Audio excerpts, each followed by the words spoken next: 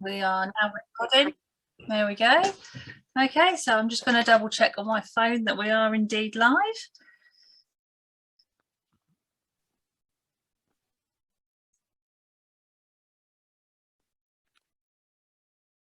Always have a mad faff for about a few seconds first, just like while we're getting going.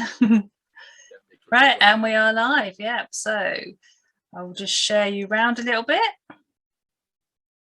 Is there anywhere in particular you'd like to share to? No, I've already put a link on our page. Right, okay. So people can probably watch directly from your page. So I can concentrate on this rather than sharing it around. Yeah, sure. I've got one screen open. Yeah, it does get a bit confusing after a little while, doesn't it?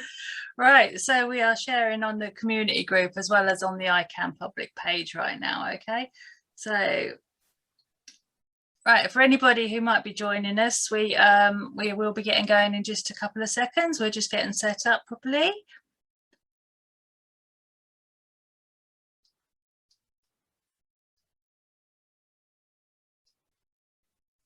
Now I'm just finding the page so I can read out if any questions come in.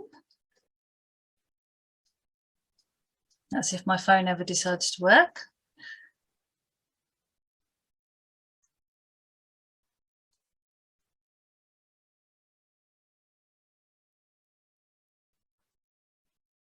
Aha, here we are. Right, okay. So this is ICAN Get to Know, and today we are really lucky because we've got somebody in from the Reptile Academy. So would you like to introduce yourself and tell us a little bit about yourself? Good evening. Thank you very much for having me. My name's Jake, and I'm a biologist, and I am the MD of the Reptile Academy based in Hampshire. I wear a couple of different hats. So by day, generally, I'm actually a researcher in biology. When I'm not doing that, I'm running educational workshops with our reptiles, all with the aim of really promoting animal welfare. I'm joined today by Bo. She's a common boa constrictor. She was actually sitting just around my neck for the past 15 minutes, really chilled, but has suddenly got a bit excited and is moving. So they never sit still for long, but I'll just let her slither about and do her thing. She's about a 2-year-old boa constrictor. She's generally extremely docile, and one of our ambassador animals that we work with to promote the educational aspects that we deliver and also promote animal welfare. And she'll just be chilling here with me for the duration of this chat. She's got some special features. I might as well introduce her as well. You can see she's got a forked tongue. That's how she senses prey in the environment. And at the end of her tail, you might be able to see here, these round segments are actually called saddles. And that's how you can identify that it's a boa constrictor. There are different types of boa constrictors, and they generally have different patterning and colorations to these saddles. She's absolutely beautiful. It's not very often we get reptiles on here. It's always dogs and horses, so it's absolutely great to have you with us. So what tell us about the Reptile Academy. What actually goes on there? Yep, so when I graduated from university, I was really passionate about reptiles and improving the quality of welfare in the pet keeping community. And I set up the Reptile Academy to run several projects to get that education across. Previously, we've done a lot of work with schools, both mainstream schools, special educational needs schools. We've done some public outreach events as well.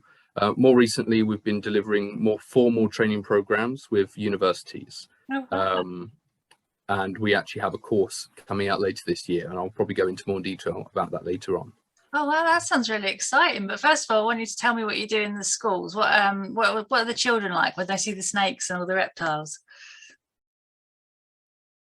So we have some really positive experiences at schools. Generally, we go into special educational needs and disability schools. And we have a really positive effect on the children. Generally, a lot of these children have autism, ADHD, some have behavioural disorders as well.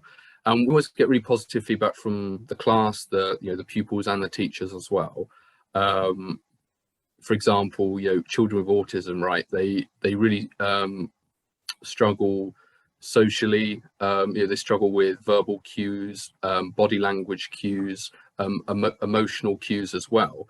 And when you present them with an animal like a snake that to us doesn't have facial expressions, doesn't have body language, doesn't make any sounds, suddenly there are no barriers for those children to overcome, and there's a real connection with those animals. And anecdotally, we've had reports from teachers that the level of engagement and behavior goes up really well across kind of all those groups.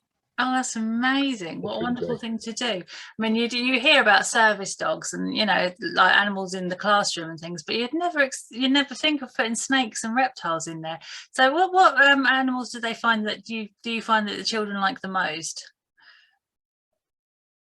Generally, we find that the snakes are the most popular. They're certainly the ones that, contrary to popular belief, are the most handleable. They're the most docile. They're generally the most friendly when they're used to human interaction. So the snakes are very popular. We do have amphibians as well, but because of how sensitive they are, you can't handle them in the same way. They're more observable. So whilst they're very popular to look at because the children can't hold them, they're not quite up there as high. We also have some quite large animals. So this is only a small snake, although she will grow to about 12 foot throughout her life. We've got a 14-foot Burmese python who's very popular. We also have a tegu, which is a type of lizard from South America, and he's also very large and very popular as well. Oh wow! So, what sort of reception do you get from the children? Because I mean, to be honest, if I was to be presented with a snake, I think I'd be scared to start with. But I think after possibly being shown them and handled them for a little while, I think I'd feel much better about it. Do you find that's what happened as well? Yeah, it really does depend on the age groups. We actually find that if we deliver to younger children, maybe key stage 1, actually there's really no fear there at all, because they're too young and that fear hasn't been instilled into them through the media, through parents as well. We find that maybe key stage 3, maybe there's a little bit of apprehension at first, but they soon get over that in the classroom. And then students that are older, key stage 4, key stage 5, university as well, they kind of really do throw themselves into it. So yeah. And how do the snakes deal with it? How do the lizards all deal with it? Do they enjoy being out and about, or do they just kind of? Would they tell me about them? There's no simple answer to that one. But it's difficult to kind of not anthropomorphize reptiles, as having like human-like feelings, pleasure and enjoyment and things like that. And certainly everything we do, we really want to minimize or remove all stress entirely. So we are very select with the animals that we take, and depending on what animals there are, the extent to which people can handle them, because we never stress the animals. Over a lot of time and human interactions, the animals certainly do get used to being handled or having a certain level of interaction with people, and they do associate that with rewards. For example, being cold-blooded animals, handling them, like Bo is just asleep on my back right now because it's the warmest part of my body and I can feel her. So she's out and she's tolerating this interaction because she's gone, actually this is nice and warm. With the lizards that tend to be a little bit more intelligent, actually there's the whole reward with food, because and they associate that interaction with being fed as well. So there's positive reward there as well. Oh, so they respond to positive reward. So generally, the animals handle it really well. So they respond to positive reward-based training then? Yeah. Yeah. So you can do something called target training, where you basically have a tennis ball on a stick, and when they touch it, you reward them with food, and that can be done in some of the lizards and monitors, especially which tend to be a bit more intelligent. Amazing. Oh, that's brilliant. I'll tell you, I'd love to see something like that. I saw a friend of mine trained their fish to swim through hoops recently, and I'll just can watch it over and over and over again. I'd love to, if you ever get any videos of doing that, please do share them, because we'd love to see it in the community. We really would. So so you help reptiles. Are you snakes, lizards? What's the smallest and what's the biggest that you help? So the biggest animal that we have is Burmese python. He's 14 foot, and the smallest that we have is has to be a little Chihuahuan or Mexican green toad, and they're about that big. Oh, wow. So I'm having a look on my questions here that Ruby's written out for me. So right, so you were saying about you've got a course coming up that you're putting out. Can you tell us a bit more about that? Yeah, so we've been delivering courses for a while now, for the past couple of years, because that's the direction that I've really wanted to take the Reptile Academy in, kind of almost completely away, from any entertainment without the education, to actually, really nailing down on the educational aspect at a high level. So because of COVID, we had to stop delivering our hands-on courses for quite the while. So I sat back and I thought, well, how do we still get this information out there? And we've developed this online course instead. It's actually been quite challenging because, the past couple of years, I think for a lot of people, a lot of working from home, a lot of death by PowerPoint, and we didn't want to simply just put a PowerPoint recording online for people to do. So we've taken a little bit more time to develop something that is very comprehensive, very interactive. So it's got your traditional slides on, it's got audio description, it's got some video demonstrations, drag and drop workshops. We have a virtual field trip on there as well. So yeah, it's quite good. It's 12 modules. It covers all the way from reptile and amphibian evolution through time, animal welfare law, how to have good husbandry practices in accordance with kind of what we would expect in 2021, not 1981, when the reptile keeping community really got off the ground. And what was acceptable then is not necessarily acceptable nowadays. And we finish off the module with quite a few things actually, but the last module is on native UK herpetofauna. So we really wanted to give a shout out to some of our wonderful species we have in the UK as well. Absolutely. And do you think you'll be going back to doing any in-person ones in the near future too?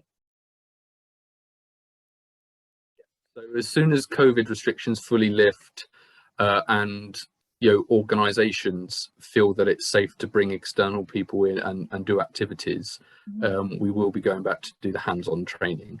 I actually think that having the online course is really valuable as well, because it means if we were to go and do a hands-on workshop, we can give the online stuff first for people to do in the run-up. So we actually are there with the animals. We're really making the most of that time, not having to give all the background information. Yeah, so people are coming with knowledge already. Yeah, that's brilliant. So whereabouts can people find out about these courses, and especially your online course? Yeah, so we do have a website. We've got a couple of social media pages, Facebook, Instagram as well. I'm sure I can tag those in the video after this. Yes, please. But actually the launch of our course is going to be happening at the London Vet Show, which is in November the 11th to the 12th. So that's our kind of big final day for launching these courses. So if there's anyone that was already attending, please do come and pop in and see us. Otherwise, you can get all the information you need through our social media or emailing us as well. And of course, if anybody has any questions about that, I'm sure they can get hold of you to ask, can't they?